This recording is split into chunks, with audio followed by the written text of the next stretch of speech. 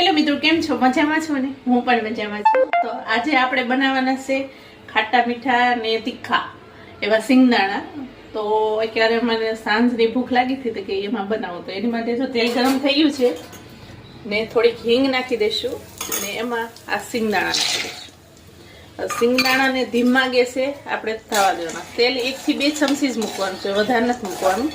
આને હવે ધીમા ગેસે આપણે શેકાવા દઈશું. મસ્ત થઈ જાય. આપણા સિંગદાણા તળાઈ ગયા છે. આપણે હવે ગેસ બંધ કરી દઈશું. એક બાઉલમાં કાઢી લઈશું. તેલ બધું નીતારી લેવાનું આવી રીતે. ને આમાં તેલ પણ ઓછું જોઈએ છે. બધા સિંગદાણા આપણે એમાં કાઢી લઈશું.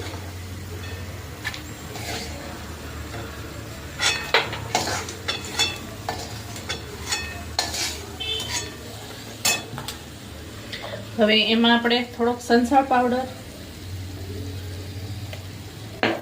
થોડુંક મીઠું, બહુ ને સંચળ પાવડર છે એટલે થોડુંક મીઠું, લાલ મરચું પાવડર, જેટલો તીખાશ તમને જોઈએ એટલી લાલ મરચું, ને આ લીંબુ, એક અડધું લીંબુ.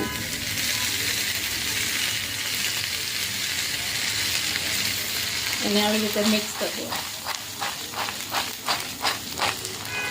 તૈયાર છે આપણા મસાલેદાર સિંગદાણા ખાટા મીઠાની. જો તમારે ઘરે બનાવજો.